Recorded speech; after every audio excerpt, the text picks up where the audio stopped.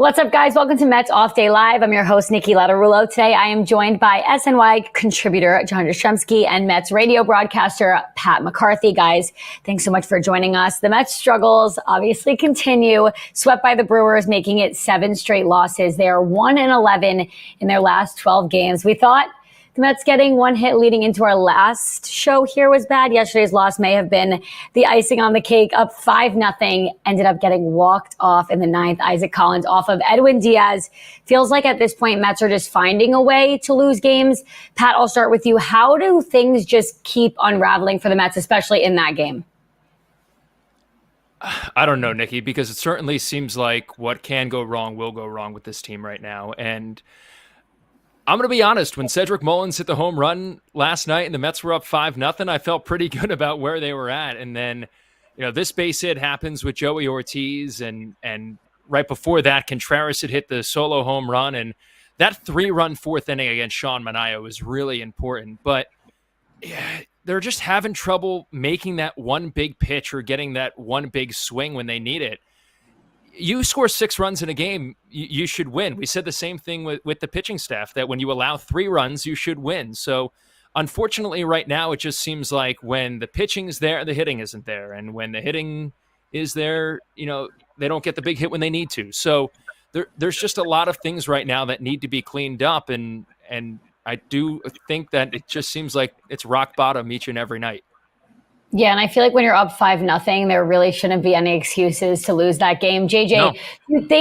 Do you think the gut-wrenching loss after gut-wrenching loss starts to weigh on the mental side of things for this team? Do you think that the confidence eventually is going to start to go down? That's human nature, Nikki, obviously, but I think it's a bigger problem, more so, hey, get some length out of these starting pitchers. It's pretty simple. We have spent so much time talking about, hey, this Met bullpen, the overuse, the idea that you've seen so many of these guys going 3, 4, 4.5 innings at a time. Sooner rather than later, that is going to catch up with you. And to Pat's point, the Mets are up 5-0 in this game. Manaea's on the mound. They desperately need a win. I'm thinking this is going to be a cruise control type of victory. Doesn't end up being the case. And I know we can discuss Helsley and his inability to do the job in the 8th inning. And yeah, we could talk about Edwin Diaz giving up the home run in the 9th inning. But if Sean Manaea can go and give you more length, I think the entire equation of the game looks drastically different. And the problem the Mets keep running into, their starters are not going deep enough in the ball games. It's overtaxing their bullpen. You combine that with the fact that the Met lineup just doesn't seem to get the big hit. They're scoring runs, but it feels like in big situations with ducks on the pond, they've been brutal all year. That's how you allow what was a comfortable lead for the division wild card. They were neck and neck with the Phillies. I shouldn't say comfortable lead. It was neck and neck with the Phillies, back and forth like ping pong, but super comfortable as far as wild card and playoff positioning and standing and all that comes with it. Now all of a sudden, gang, we got ourselves a race here for the final 2 months of the year. Not where you want to be in Metland. Yeah, definitely not where you want to be. And we're going to talk about the starting pitching, the bullpen, the additions, all that in a little bit. But let's just talk about big picture. This is the second time this year the Mets have lost 7 games in a row.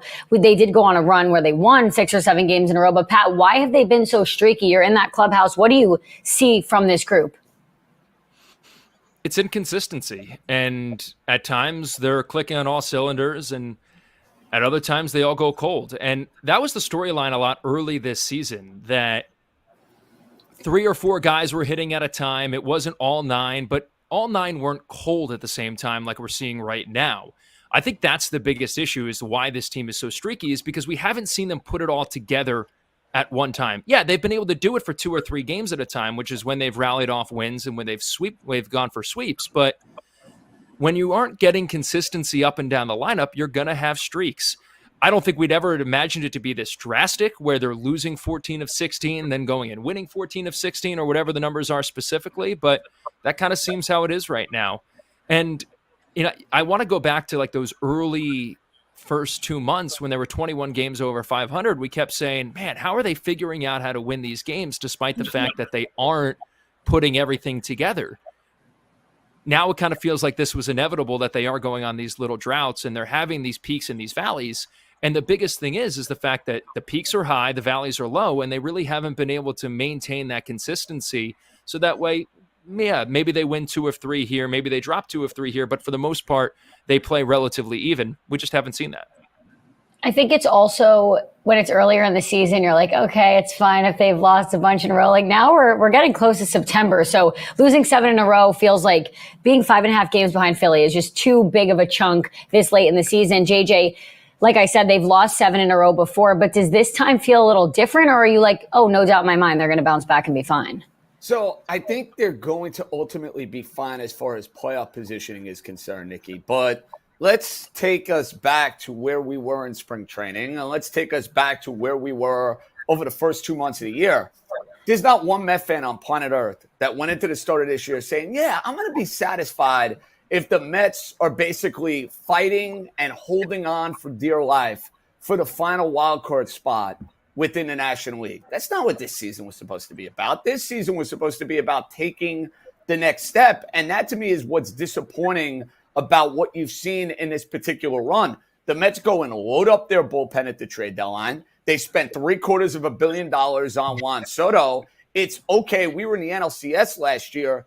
Let's build upon that. And it does go to show you that baseball now, especially in 2025, is a year by year by year type of sport. It's tough to recreate the same sort of mojo and swagger and confidence that you can have the prior year. It doesn't work that way. There's enough talent in the room to get themselves in the playoffs. Are they going to be playing their best going into the postseason? Because if they are, and all of a sudden they get more length out of their starters, and you feel good about the back end of the bullpen, and guys at the bottom of the order are complimenting the guys like Lindor and Alonso and Soto, then hey, it's the Met team that you envisioned in April, dare I say, making a run at a championship. But at this particular moment in the season, the Mets don't have that feel. They don't have that look, and there's a lot that they have to clean up with a schedule that after the Atlanta Braves, and I know it's weird saying the Atlanta Braves, terrible team, easy wins. It's just weird saying that. But after that, the schedule does get a little treacherous for the Mets. So they're going to have to be at their best. I don't even think we could say easy win at this point because they can go up 10-0, and I think you're still waiting and hoping that they could pull out the win. But Pat, I want to follow up on something JJ said. He said last year's team had the swag and the mojo. Do you think this year's team has swag and mojo, or are they just maybe were the expectations too high going into the year that now they're like under so much pressure? Like, what can you pinpoint that's just making it so different this year? Yeah, I think success can create swagger, and it creates the ability to play loose and have fun. And when you're blowing 5-0 leads in the middle innings, you aren't able to play loose. You're playing tight because the expectation has become all of a sudden, oh man, what's going to happen next? Whereas last year, every situation where the Mets found themselves down, you felt like somebody was going to have that big swing. They were going to scrap across a run somehow, or somebody was going to hit a home run. It just doesn't really feel that way right now. Now, that's not to say that that can change. There's a lot of season left. And at this time last year, the Mets have been swept by the Seattle Mariners, and they had scored just the one run. They were 4 games over 500, and it felt like, all right, maybe the magic's starting to run out. Now, it's a little bit different because they went from 11 games under to 4 games over, but they're still in a better position right now than they were at this time last year. But the difference being is they're losing games right now that they were winning last year, and they're just not playing total team baseball. And it does come back to the starting pitching. It comes back to the guys at the top of the order. And when they're having fun, they're playing with flair. And when they're playing with flair, they're loose. And I just don't think we're seeing that right now. And I remember asking guys a lot last year, does winning create fun or does fun create winning? And right now, I just don't think we're seeing either one because they said that there was a balance of that last year. And we're just certainly not seeing that, unfortunately. We're also seeing some rare emotions from guys because normally these guys like keep their composure, especially when the cameras are on and when they're in the dugout and they know it's on the broadcast. We saw Francisco Lindor pounding his glove into the ground after his error. They're obviously the tensions are high, which is understandable with losing this many games. But JJ, do you like that they're showing the emotions, or do you think now they're getting too in their heads? You know, I'm a very even-keeled, I don't show a whole lot of emotion kind of guy. No, I'm just kidding. I love it, guys. I love the emotion because that's how the Met fan is feeling right now. we all know how talented a shortstop Francisco Lindor is. We all know what a great player he is. And I don't know, like if I'm watching that game on Sunday and my team melts down and my shortstop who can't get a hit over the last month, all of a sudden, shorthanded in the field makes a big error in this particular game, yeah, I want to see that he cares.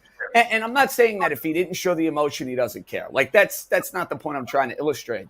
What I'm trying to illustrate is the going is tough at the moment, and I want the players to feel that same sense of urgency and emotion that a whole lot of Met fans were feeling watching this game on a Sunday afternoon. Because, I mean, I'm sure there were a whole lot of Met fans watching it when Diaz gave up a home run, when Dor booting the ball. They're taking their remotes and they're throwing them into the couch or they're banging something or whatever. So when I see that from a player, at least the way I read it is, good, I'm glad he cares. Yeah, I would agree with that. I think whenever you're a fan of a team, you want to see them smashing their helmet down. You're like, why do you not care? Why do you not feel these emotions? Pat, again, you're around these guys. Do you think someone like Lindor, who's like the quote unquote captain of this team, the leader in the clubhouse, when he's struggling, does that weigh on just like the mental and the pressure the other guys put on themselves?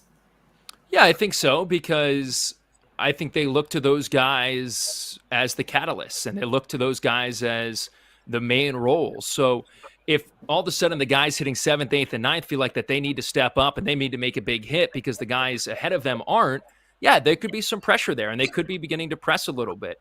So I think these guys, although they're all professionals and they're all the top 1% of players in the world, there's still that upper echelon of player that you're relying on. There's a reason that they're batting 1 through 4. There's a reason that they're making all this money. It's because you expect them to produce. So there is a trickle-down effect, absolutely, that when one guy isn't producing, all of a sudden the next guy feels like he needs to step up. And we hear these guys say a lot that when things are going right, it's pass the baton, allow the next guy to get the job done as well. But at a certain point, somebody's going to try and sprint a little bit harder or try to do something a little bit bigger because they feel like that's the only option. And that's just not a recipe for success for this team. 1 through 9, this team has to be clicking. And at the very least, 1 through 4, 1 through 5, you need at least 2 or 3 of those guys to be able to carry the load. And right now, that's just not the case. It's kind of crazy that the top 4 guys, the guys that are like, all right, they can carry this team, are just playing so bad all at the same time. We've heard Carlos Mendoza say that's the most surprising thing from him as a manager. He's like, how are they all struggling at the same time? But now let's talk about Carlos Mendoza. JJ, do you think he's kind of to blame with this slump, or is it just the players not living up to how they should be playing? Yeah, to me, this is entirely on the players. And I think when it comes to managers and not getting the most out of their team, you have to evaluate the situation. You have to look at what's going right and what's going wrong. Well, let's evaluate what's going wrong for the Mets. They can't have starters consistently flame out the way they're flaming out in these games. That, to me, is not a managerial problem. That, to me, is a staff problem. That is on the starting rotation. Then we look at the struggles of some of your best players. Francisco Lindor is basically the de facto captain of the team. He had every big hit imaginable in 2024. Hasn't been as productive. Hasn't been as good. Juan Soto, for as brilliant as his June might have been, I know the numbers as a whole are still pretty darn good.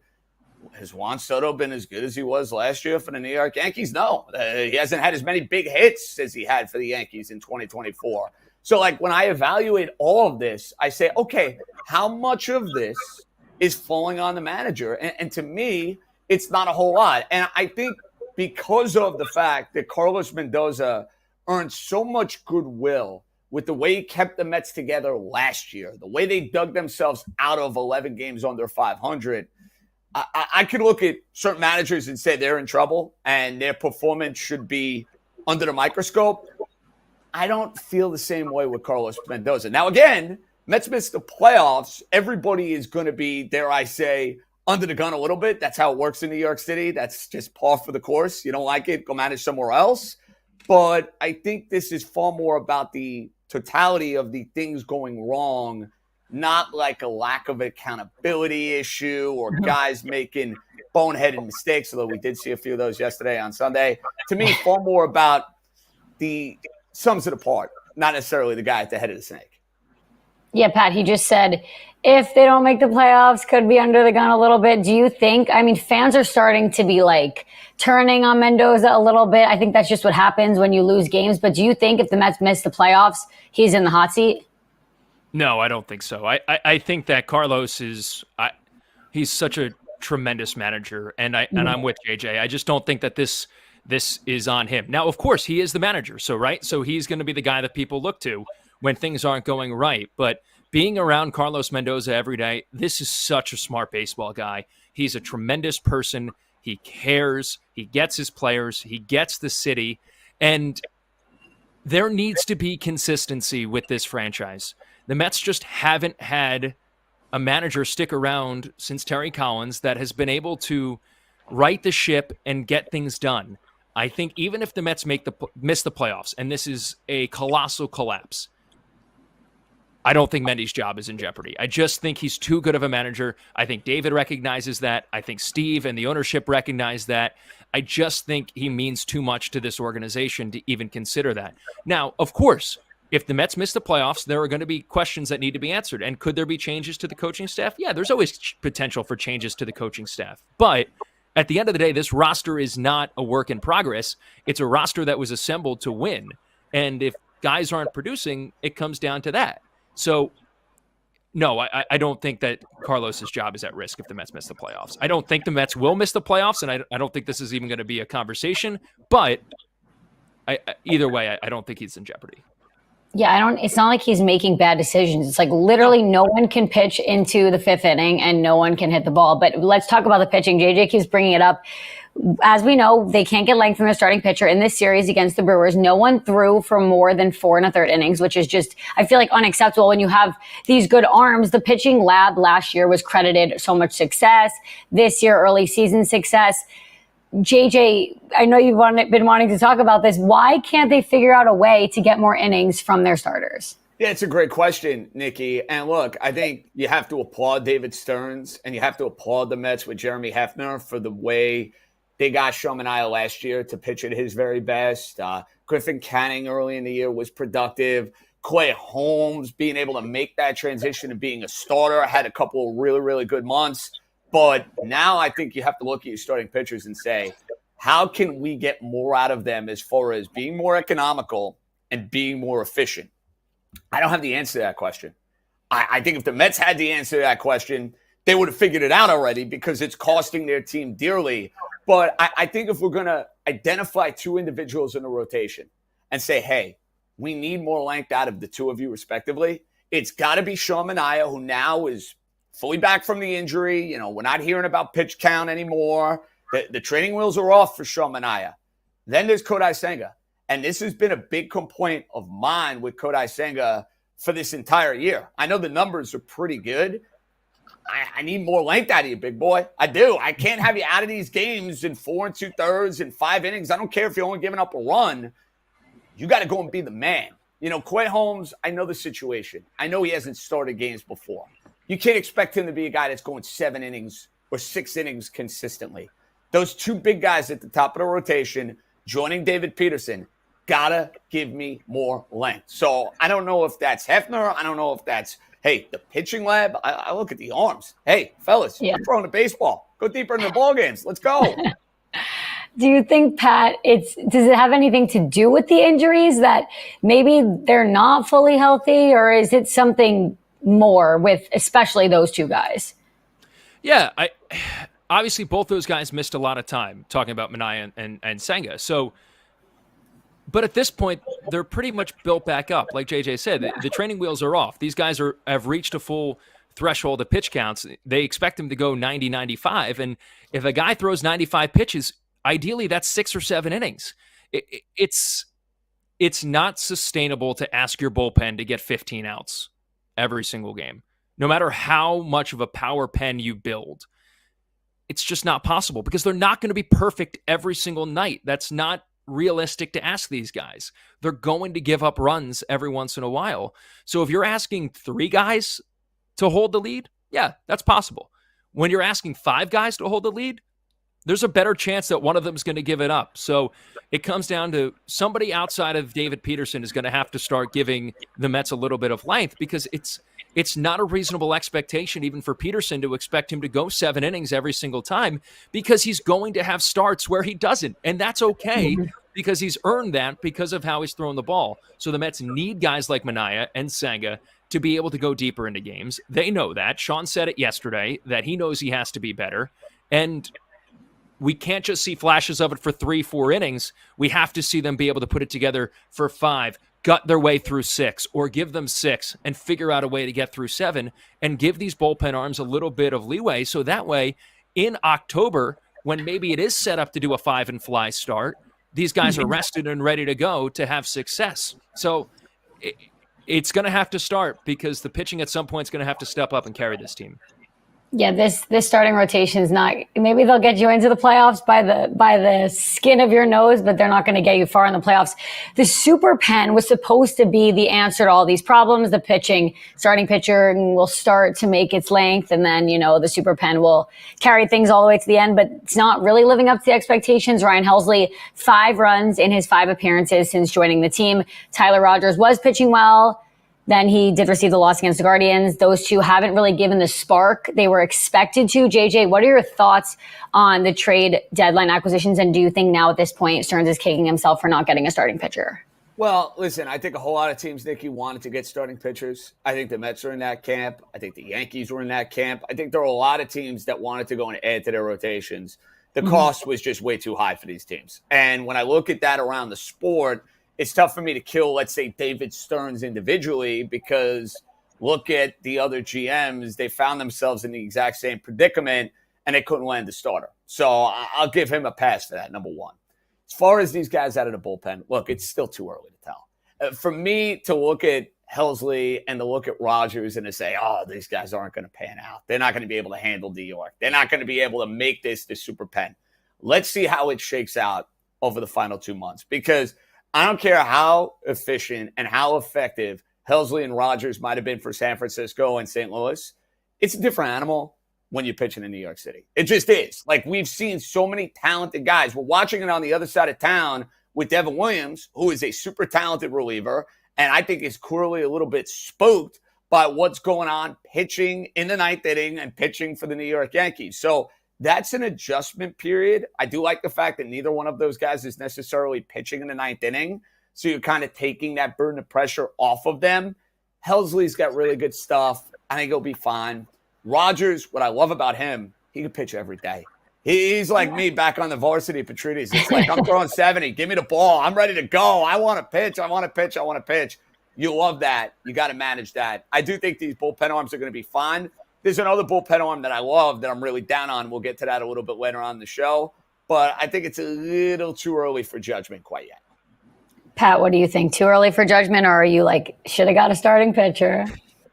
Yeah, I completely agree. I think the price of starting pitching was way too high. And David Stearns is not going to go out and trade some of these top prospects for a rental starting pitcher. Now, if you could have gone and gotten a Joe Ryan or a Sandy Alcantara, somebody that you could have had for a couple of years, all right, then you can justify it a little bit more. But again, you're not going to completely sell the farm system for it. He had a really good deadline, like a really solid trade deadline. Going out and getting Gregory Soto, going and getting Tyler Rogers, going and getting Ryan Helsley and Cedric Mullins, you pretty much checked every single box that you could have asked for. And, when it comes to Helsley and Rogers, I agree. It's too early. Like Rogers, that game against the Guardians, he gave up a couple of singles. Like, he's going to put the ball on the ground. Sometimes it's going to find the outfield grass. Like, that's just how baseball works, right? But he's not walking guys a ton. He's not hitting a ton of guys. He's giving up soft contact that sometimes it's happened to find some outfield grass. It is what it is. But he did yesterday exactly what Tyler Rogers was brought in to do. Come in a tight game. Sure, he allowed a couple of base runners, but he got a double play ball when he needed to. That's why you have a ground ball pitcher. And for Helsley, it was such a weird outing. Like, he was out of it, and he got called for a pitch timer violation at the very last second. So, no, I don't think there's anything to be concerned about with those two guys. Someone that I think there is to be concerned about, Ryan Stanek, allowed 8 runs in 4 games pitched in August. Obviously, we know he's been very hit or miss all season. JJ, what's the root of his inconsistency, and are you out on him at this point? So I was very in on Stanek last year. To me, other than Edwin Diaz, he was the most reliable reliever for the Mets down the stretch of those playoff games, unless you want to include David Peterson in that equation. Like, I wanted him back. I thought he fit perfectly. he obviously has a lot of experience pitching big games. Tampa early in his career, then pitching with the Houston Astros and winning a championship. We see this with relievers, though. There are just some years you don't have it. That, to me, is what I've seen from Ryan Stanek so far this season. He doesn't have it. The command has not been there. He's had way too many blow-up outings. Now, we have seen with relievers, you can get on a hot streak, and all of a sudden, if you start putting them in more low-leverage situations, they gain some confidence, they gain some trust. Maybe all of a sudden, if you're Carlos Mendoza, you start putting Stanek back in those big spots to see how he handles it, and then you kind of act accordingly. That, to me, is how I would manage Ryan Stanek. To me, gang, he can't be, with all of the arms they added in the bullpen at the trade deadline. You got Diaz, you got Rogers, you got Helsley, you have Reed Garrett, all four of those guys. Soto, for that matter, they're throwing the ball better than Stanek. Stanek can't be in those big spots until he goes and earns it. Bottom line. Pat, what do you think? How should the Mets handle him? And do you think they should keep confidence in him until he figures it out? Or should he just be out of the whole equation at this point? Yeah, I think with Stanek, there's a couple of things. The biggest thing is, and when you watch some of those highlights back, look at the counts, right? He's getting ahead. He's getting to 2 strikes. He's just not really able to put guys away. He's not getting the swing and miss that he did last year. And that's a big factor. He's also getting pretty unlucky. If you look at some of that contact, especially in that Brewers series the other day, it's a flare, it's a dunk into right, it's a swinging bunt that ends up going for a hit. So he's getting unlucky, but a lot of that comes with the fact that guys are putting the ball in play against him. And he did have that pretty massive blow-up outing against the Giants, and there have been a handful of those this season. But the advantage is with the acquisitions that you made, you don't need to use Ryan Stanek in those high-leverage situations anymore. You can use him in the 5th inning, or you use him in the 6th inning, because he's not your number one guy to set up Edwin Diaz anymore. It is interesting. You know, relievers are so hit and miss. It's exactly like JJ said, that one year they're an all-star, the next year they're just not really throwing the ball as well. Stanek was a massive acquisition at the deadline last year, and I was thrilled when they re-signed him because I thought he could really help this pen. Unfortunately, right now, he's just not having that type of success. They need to get him right because the fastball's electric, right? It's still 100. It's still 101. He's got to figure out the splitter. He's leaving it over the plate right now. He knows it. But he's got to get swing and miss because that's what makes Ryan Stanek so effective. And right now, that's just not the case. And it all comes back to starting pitching, because if the starters were able to go a little longer, there wouldn't be so much time for him to have to come in and get outs. But speaking about starting pitching, we know every fan keeps asking on X or anywhere, like, where are these big prospects? Call them up. Jonah Tong, Jet Williams, Carson Bench, Ryan Clifford all got promoted to AAA yesterday. Pat, I'll go back to you. Is this a sign Nolan McLean and Brandon Sprout may be on their way up shortly? Yeah, it could be. Because I think the Mets are searching for some types of answers right now. I don't know if it'll be both of them, but the rosters do expand a little bit in September. Now, it's not the full 40 like we're used to seeing, but you do get that extra arm out there. So, yeah, we could see one of these young guys at this point. I think at this point, the Mets are going to do anything to get some starting pitching length. And we saw Nolan McLean's last outing with the 7 strikeouts. He's been really good. Brandon Sproat, he definitely took some adjustment periods with AAA, but he has been spectacular in the later months of this summer. What's interesting about the difference between AA and AAA is there's a lot of things, right? The number one thing being the baseball is that these guys are now using a major league ball, which is different than what they use in the lower levels of the minor leagues. So sometimes it takes guys a little bit of adjusting to get used to the new ball, how to create the necessary spin. But these guys have absolutely electric stuff. And what makes a guy like Nolan McLean so interesting is that he's only been a full-time pitcher for a couple of years now. This was a two-way player, not only at Oklahoma State, but also when he got to the minor leagues initially. So they've turned him into a starting pitcher. The stuff is electric, and he's turned himself into a bona fide blue-chip prospect. And I think at some point we're going to see one, maybe two of these guys. I think the fact that the Mets are valuing some success at AAA is a good thing. I like to see these guys have not only success, but also a little bit of failure and see how they dig themselves out. Brandon Sproat had a really tough time when he got to AAA last year after he went to the Futures game in AA, and then eventually the first half of this season. The fact that he's turned himself back into a blue-chip prospect, I think, is a really good sign. So, yeah, I think that there's a chance that we could see one, if not both of these guys, if not in the immediate future, but by the end of the season, I would be shocked if both of them aren't up at some point. I think eventually they're gonna have seen enough from the starting pitching they have right now. I need to call one of those guys up. JJ, do you think there's a chance Mets double up on their starting pitching in order to not overload the bullpen? And do you think Sproat or McLean could fill into that role? No question. It's a question to me of when, not if, Niki, because there's also the elephant in the room involving Coy Holmes. It's all well and good. The Mets keep telling you, hey, he's fine. This is what he's been built up for. He's going to be able to withstand, getting through this season as a starter. Are we sure? I can't say with certainty over the next 6 to 7 weeks he's going to be able to get through that. So, yeah, I think one of these guys is going to have a role on this team at some point in time. And the good news for the Mets is you almost have a little competition down in AAA where it's like, okay, whoever you feel better about and whoever is throwing the ball better going into the month of September maybe is the guy to go and get those opportunities. So, hey, fellas, you want to duke it out? You want to be in the show? You want to be pitching big games in September? Go pitch your tail off the next few weeks. You might get that chance. Mets fans are praying that they can get up here soon. I think they need some sort of breath of fresh air, something to maybe spark this team, and a young guy could usually do that. Let's look ahead. Mets have a crucial series against, like you said, JJ, struggling Atlanta. They're 51-67 right now, so they know that they're probably not going to make the playoffs this year, but they always step up when they play against the Mets. Pat, how important is it for the Mets to just make a statement in that series? It's not just this series. It's the next 2 weeks. Because the Mets are going to play Atlanta this week, and then they're going to play a really tough Seattle team. Mariners are out west. Sometimes they get overlooked. Maybe it's a little bit more because Cal Raleigh's taken the world by storm, so people know about Seattle more. But you play in Atlanta, a team that you need to beat. You need to take at least 2 of 3. Then you got to figure out a way to step up against the Seattle team. After that, you go to Washington, and then you go to Atlanta again. These 2 weeks, the Mets have to take advantage because then all of a sudden you're meeting up with the Phillies. And that series against the Phillies later on in this month could be a make or break series. Mets have a really difficult schedule coming up. And the Braves, as we know, despite the fact that they are a down team, they're not going to make the playoffs. They are going to do everything they can to play spoiler. Teams get up for these types of games. And even though it's in August and it's not a game that means anything for the Braves in terms of getting back into the wild card race, they would love to play spoiler. And these are the final 2 times you're going to see the Braves this year. So you got to step up.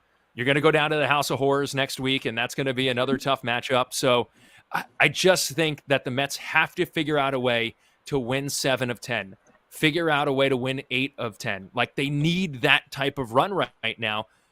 But frankly, I would settle for a 500 record over the next 2 weeks just to get things right and even things out a little bit and right the ship. But these are a massive 2 weeks because the schedule does not get any easier from here. This is the biggest stretch right now for this team. We just need to see them win a game and then win another game, make it back-to-back wins for the first time, and God only knows how long. JJ, do you need to see more from the offense in this series or in these next couple of weeks, or the pitching? Can I say all of the above, Niki? Because really, we've been talking about the lack of length from the starting pitching, so I'll go the other way and focus on the offense. The Atlanta Braves pitching staff is absolutely depleted. Their bullpen absolutely stinks. That means if you get the Brave starters out of these games, you should be able to go to town on Atlanta's bullpen. And yeah, I do think building some confidence within this lineup is massive. So that means getting Francisco Lindor straightened out, figuring out what's going on with him, getting Juan Soto on one of those heaters like we saw in the month of June. But more importantly for Juan Soto, having him come through in these big spots, have a few Met moments, for goodness sakes. We know he's capable. We know it's within his power. So go and do it. Yeah, I think this offense, with the schedule that is kind of laid out in front of them with Atlanta now, 6 or 7 games coming up over the next 2 weeks, should be a good time to get right. Like you mentioned, Pat, Mets are 5.5 games behind the Phillies for the lead in the NL East. They play the Phillies 7 more times this season. Do you think they let the NL East slip away and they should be focusing on the wild card, or do they still have a chance to win the division? Slip away, no. Slipping away, yes. Because if it gets any bigger than this, all of a sudden those 7 games become a lot less manageable. Because right now you're in a position that if you win those, if you take 4 of those 7 games, you feel pretty good about where you're at. But the Phillies have a much lighter schedule than the Mets do right now the rest of the way. So you don't want to be chasing in September, but you want to be in a position that when you go into a series like these 2 teams are going to have in September, you want to be in a position that you can chip away, make up some ground, and potentially even leapfrog the Phillies in the standings. So you're not going to make 5.5 up right now, but you do have a 4-game series coming up. So if all of a sudden that's a 3-game lead, you feel a lot better about where you're at. But it's going to start one game at a time. It's a really interesting series between the Phillies and the Reds coming up this week, I should say, because the Reds are right on your heels now for that final wild card spot. They're only a game and a half back. So it becomes the ultimate question of which team are you rooting for? Are you rooting for the Reds to win some games and chip away at that final wild card spot, but cut into the Phillies National League East? Or do you want the Phillies to create a little bit of room between you and the Reds? It's really early to be scoreboard watching, but we are getting to that point. Yeah, I was going to say very early for us to be like, oh, they're a half game back. There's this much time left, blah, blah, blah. But the time is going quick. The Mets pitching really needs to step it up. It's Clay Holmes on the mound tomorrow as the Mets open up their series against the Braves. Guys, that's all the time we have here on Mets Off Day Live. For JJ and Pat, I'm Niki. We will see you back here next time.